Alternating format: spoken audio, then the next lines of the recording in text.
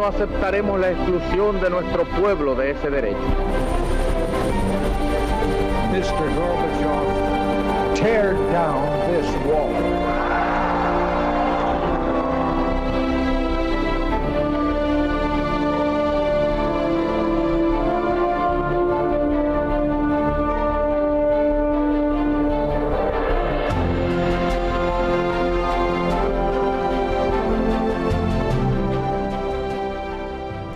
Muy buenas noches, señoras, caballeros, bienvenidos a Tiempos Modernos. Buena parte del discurso público español y de la propia legislación española se basa sobre un hecho histórico que dice así: el golpe de Estado del 18 de julio de 1936 fue un golpe que acabó con el gobierno legítimo de la Segunda República. Bueno, pues el golpe sería todo lo ilegítimo que usted quiera, pero es que resulta que el gobierno también era ilegítimo, porque era fruto de unas elecciones fraudulentas. Esto es algo que siempre se había sabido, que siempre se había más que sospechado, pero en los últimos tiempos además han aparecido pruebas documentales irrefutables. El Frente Popular ganó en febrero del 36 por un brutal pucherazo electoral, y lo hizo así.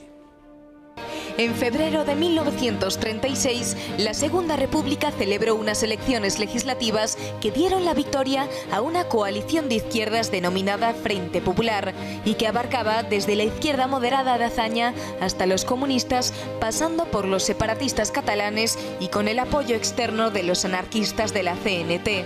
El partido más beneficiado por el escrutinio fue el Partido Socialista. Desde la misma fecha de las elecciones se sospechó de la limpieza de los resultados. La derecha denunció manipulación y falsificación de actas, pero el gobierno, que ya era del Frente Popular, jamás lo investigó. Después, los propios protagonistas del episodio confesaron las ilegalidades en el proceso. El presidente de la República, Alcalá Zamora, el presidente del gobierno, Manuel Azaña, el líder socialista Indalecio Prieto. Significativamente, jamás se publicó el escrutinio exacto de aquellos comicios. Pese a todo, las elecciones del 36, sublimadas por la propaganda de la izquierda, pasaron a la historia como legítimas.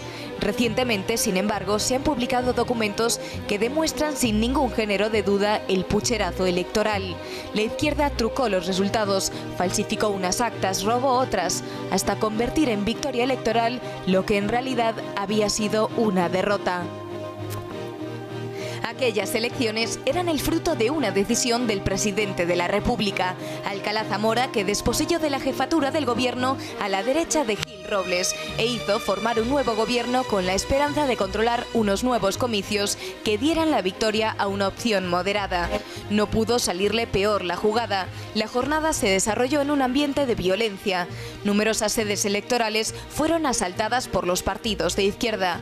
Aunque el resultado del primer escrutinio fue muy ajustado, Alcalá Zamora se asustó, forzó la dimisión del gobierno y colocó al frente a Manuel Azaña.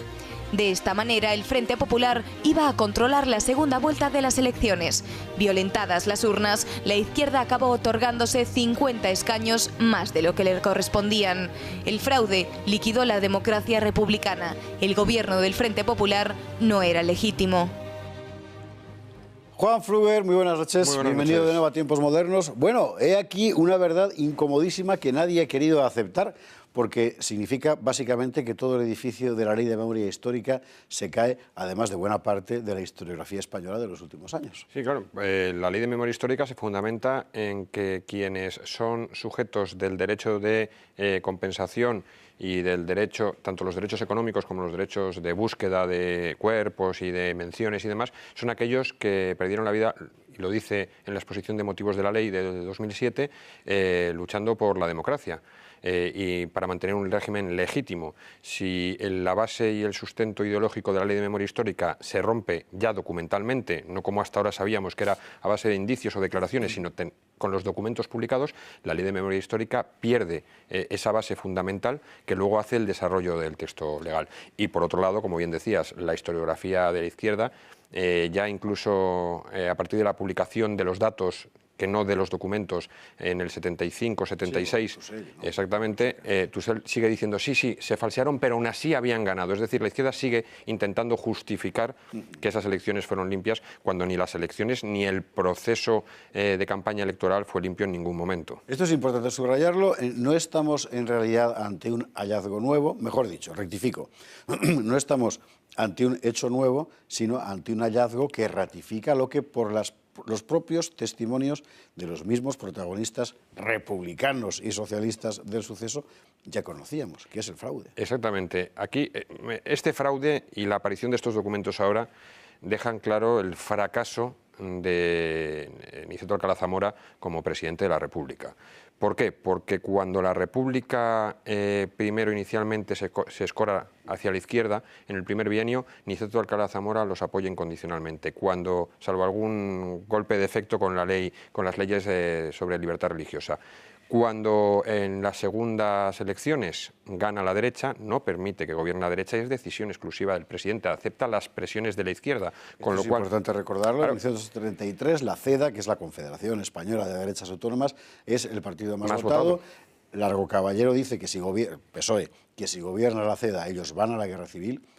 Y Alcalá Zamora no deja gobernar al partido más votado. Cede, y aún así ellos van a la guerra civil en el 34, a la revolución, un pronunciamiento que fue en toda España, es decir, que la cuestión es que fracasó porque estaba mal planificado en prácticamente toda España y porque hubo una respuesta de las fuerzas de seguridad. Y finalmente, la jugada de las elecciones de febrero del 36 por parte de Alcalá Zamora era jugársela a un centro que él personificaba en Portela Valladares, al que nombra interinamente jefe de gobierno y que fracasa estrepitosamente. La jugada más o menos es la siguiente, entonces. Estamos diciembre del 35, noviembre del 35, Alcalá Zamora ve que el divorcio, yo me imagino que lo haría con buena intención, el divorcio entre la derecha republicana, que es Gil Robles y Lerroux, y la izquierda republicana, que son Azaña y los socialistas, ya es irreparable. Lo ha sido, desde luego, desde la Revolución del 34, a pesar de la indulgencia enorme de las penas dictadas por los tribunales, y dice, así como quien tiene una ideica, esto lo arreglo yo. Quito a la derecha vigente, encabezo yo un republicanismo moderado, etcétera, pongo a Portela de momento que me atienda el corral y yo seré el hombre que salvará la República moderada, para lo cual quizá piensa, cuento con Azaña. Es una mezcla de espejismo y de error de cálculo, se pasa de listo. Total y absolutamente. Es más, ese proyecto de centro obtiene un escaso 3% en esas elecciones. Es un desastre. Es un desastre porque incluso con las cifras falsificadas, es decir, con las que ellos dieron por buenas, la derecha se había quedado a un punto escaso del resultado de la izquierda, del conjunto de la izquierda, con lo cual, una vez que vemos que hay 50 escaños que por arte de magia pasan a la izquierda, no por arte de magia, no por arte de raspado, borrado y fraude electoral, pasan a la izquierda, el resultado es considerablemente favorable a la derecha y aún así no se había celebrado la segunda ronda en los lugares donde era necesaria. En esta primera, sí. Entonces, en ese momento, Niceto Alcalá Zamora, ¿qué hace? Vuelve a fracasar, porque en lugar de tener las actas, publicarlas y decir vamos a poner orden desde el principio, vuelve a, en un acto de cobardía, echarse atrás, esconder en una caja fuerte del Banco Credit Lyonnais esos documentos, esas actas, y las cierra bajo llave en un sitio que no iban a aparecer jamás. El problema es que aparecieron porque hubo un saqueo, igual que contamos en su momento el saqueo del Banco de España, cuando luego se van a otras entidades privadas y saquean las cajas de particulares, se llevan los papeles de Alcalá Zamora, efectivamente. Se llevan los papeles de Alcalá Zamora, y Alcalá Zamora, que a partir de abril del 36 ya no es presidente de la República, está en un viaje por el norte de Europa cuando se produce el alzamiento del 18 de julio, decide no volver a España y jamás vuelve a recuperar esos papeles. Vamos a ir por partes. Primera vuelta de las elecciones, conflictos sin fin, todas las memorias de los protagonistas lo dicen, conflictos que consisten fundamentalmente en que los partidos, las milicias de los partidos y sindicatos del Frente Popular asaltan a calzón quitado sedes electorales, furgones que llevaban papeletas, no sé qué. La situación es terrible desde el punto de vista del orden público. Portela Valladares, que es el presidente de gobierno puesto por Alcalá Zamora, se acoquina y Alcalá Zamora, en un gesto realmente insólito, encomienda a Azaña, es decir, al cabeza de lista del Frente Popular, que es uno de los responsables de los desórdenes que está viendo, que controle la segunda vuelta de las elecciones, con lo cual pones al zorro a cuidar el gallinero. Exactamente, claro. Además, habiendo denuncias realizadas no solo por los partidos de derecha, sino por las fuerzas del orden que rendían cuentas al gobierno, todavía de Portela, es decir, todavía aliado de Niceto Alcalá Zamora, casos como el de Cuenca, ¿no?, donde al final de la jornada electoral, en el Colegio Central de Cuenca, que es el colegio electoral que más población tenía, entran un grupo de milicianos, se llevan las urnas en las que habían votado la gente y dejan otras urnas con papeletas que ellos traían se supone, de la Casa del Pueblo, donde sea. Casos como ese, que son más que suficientes para que, en cumplimiento de la normativa electoral del momento, se hubiera evitado el recuento de esas papeletas y haber repetido las elecciones en la segunda ronda, en la segunda vuelta, porque para eso estaba, no solo para los lugares donde no se hubiera superado el mínimo establecido, sino también para dirimir los conflictos contra la legislación. En lugar de hacer ese tipo de cuestiones, como era su obligación hacer, vuelve a acobardarse ante las amenazas y el ímpetu, sobre todo de las milicias. Recordemos que hay 48 asesinatos por parte de las milicias de izquierda durante todo el proceso de elecciones, durante todo el proceso de la campaña electoral. Es decir, el pánico lo habían establecido, habían generado una sensación de miedo y Niceto Alcalá Zamora vuelve en ese acto de cobardía a decir: yo no doy el paso adelante, no me enfrento a mi responsabilidad. Es más, le cuesta el puesto de presidente de la República, porque en cuanto que se soluciona todo el problema de la formación de gobierno, lo primero que hacen esas Cortes, con la mayoría que le ha permitido, es decir, los 248 diputados adscritos a la coalición del Frente Popular, lo primero que hacen es la maniobra para quitar a Alcalá Zamora de la presidencia. Por todos los datos que han ido apareciendo en los últimos años, sabemos que no menos de 50 escaños que correspondían a la derecha pasaron a la izquierda. El pucherazo consistió fundamentalmente en eso a la hora de hacer el recuento. Fue denunciado en su momento por las derechas y tal. En sus memorias lo cuenta Azaña, lo cuenta Alcalá Zamora, por supuesto, lo cuenta Prieto. Lo asombroso es que hasta el día de hoy, desde el punto de vista, digamos, oficial, nadie quisiera aceptar lo que era una evidencia historiográfica. Hay dos momentos en los que aparece esta información, pero claro, no documentada. Hay dos entrevistas que concede Niceto Alcalá Zamora, uno en Ginebra a un periódico local y otro ya en Argentina, cuando está haciendo su periplo de conferencias por Argentina, y en ambos casos dice lo mismo: el resultado electoral fue falseado, no se hizo segunda vuelta en muchas circunstancias donde había que hacerla, y además él hablaba en esas entrevistas de entre 38 y 42, da igual, hubieran servido 38 y 42 porque se hubiera quedado por debajo de los 240 que necesitaban para formar gobierno.